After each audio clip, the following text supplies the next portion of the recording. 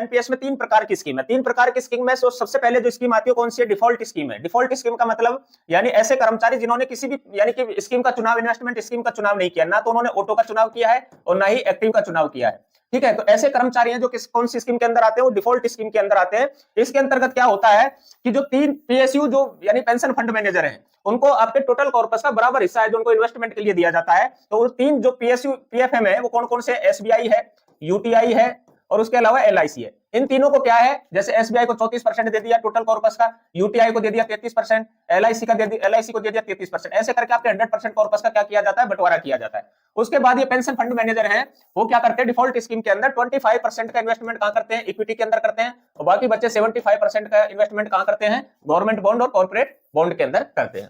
तो इसका मतलब अभी तक जितने भी लोगों ने अपनी स्कीम प्रेफरेंस चुनी नहीं है यानी चूज नहीं की है, वो सारे के सारे किसके अंदर है? डिफॉल्ट स्कीम के अंदर है। और ये डिफॉल्ट स्कीम के अंदर यानी अभी 96% के आसपास जो कर्मचारी किसके अंदर है? डिफॉल्ट स्कीम के अंदर है। ठीक है, तो अभी थोड़े बहुत आगे पीछे हो गया होगा डाटा, लेकिन मैं पिछले साल का डाटा आप लोगों को बता रहा हूं यहाँ पे। अगर हम बात करें जो नेक्स्ट जो स्कीम आती है, तो इसके अंदर भी क्या है कि आप यहाँ पर इतना सा समझ सकते हो कि अगर हमें बेस्ट यानी कि हमें रिटर्न चाहिए या अच्छा रिटर्न चाहिए तो डिफॉल्ट स्कीम भी हमें नहीं चुनना है, क्योंकि डिफॉल्ट स्कीम के अंदर क्या है कि 25% मात्र जो एक्सपोजर है वो किसके अंदर है? इक्विटी के अंदर है। तो हमें अगर बेहतर रिटर्न चाहिए तो हमें इक्विटी के अंदर अपना इन्वेस्टमेंट बढ़ाना होगा और हमारा जोखिम भी हमें बढ़ाना होगा। तो इसका मतलब यह है कि भाई यानी ज्यादा रिटर्न प्राप्त करने के लिए हमारे लिए डिफॉल्ट स्कीम भी ठीक नहीं है। अगर मैं बात करूं यहाँ पर एक्टिव चॉइस की, तो जो सरकारी कर्मचारियों के लिए एक्टिव चॉइस के अंदर यदि कोई कर्मचारी एक्टिव चॉइस को चूज करता है तो उसका पूरा 100% पैसा जो इन्वेस्ट किया जाता है गवर्नमेंट सिक्योरिटीज के अंदर किया जाता है। इसके अंदर पैसा तो आपका कॉर्पस तो आपका सेफ रहेगा, लेकिन इसमें क्या है कि आपको जो आरओआई है, रिटर्न ऑफ इंटरेस्ट है, वो कम मिलता है। ठीक है, तो यानी पैसा इसके अंदर सुरक्षित रहेगा। उससे अगर थोड़ा सा जोखिम लेते तो डिफॉल्ट स्कीम ले लो। ठीक है, अगर आपके अंदर रिस्क लेने की क्षमता ज्यादा है और बेटर रिटर्न चाहते हो एनपीएस के अंदर, तो जो तीसरे प्रकार की जो स्कीम है वो कौन सी है? वो ऑटो स्कीम है। ठीक है, अब हम देख लेते हैं ऑटो स्कीम के अंदर यानी कि मुख्यतः 4 प्रकार की स्कीम आती है गवर्नमेंट कर्मचारी के लिए। उसमें सबसे पहले लाइफ साइकिल 25, उसके बाद में मॉडरेट 50।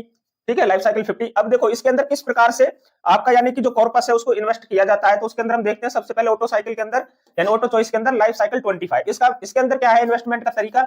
जब तक एम्प्लॉय की एज 35 ईयर होती है तब तक इसके अंदर 25% का जो एक्सपोजर किसके अंदर रखा जाता है? यानी इक्विटी के अंदर रखा जाता है। ठीक है, उसके बाद में क्या होता है, जैसे कर्मचारी 55 ईयर्स पर पहुंचता है तो इसमें इक्विटी का एक्सपोजर कम होते होते एज के हिसाब से कितना रह जाता है? 5% रह जाता है। ठीक है, यानी हर साल इसके अंदर इक्विटी के अंदर आपका जो यानी कॉर्पस है वो इन्वेस्टेड कॉर्पस है जो धीरे धीरे कम होता रहेगा। ऐसा ही क्या है कि लाइफ साइकिल 50 के अंदर होता है। इसके अंदर यानी 35 साल तक जो यानी आपका 50% जो कॉर्पस है इक्विटी के अंदर इन्वेस्टमेंट किया जाता है। जब कर्मचारी 55 ईयर्स पर पहुंच जाता है तो उसके बाद उसका कॉर्पस घट करके यानी 10% इक्विटी के अंदर मात्र रह जाता है। ठीक है, अगर हुए साल 2025 के अंदर जो नई साइकिल जो ऐड की गई है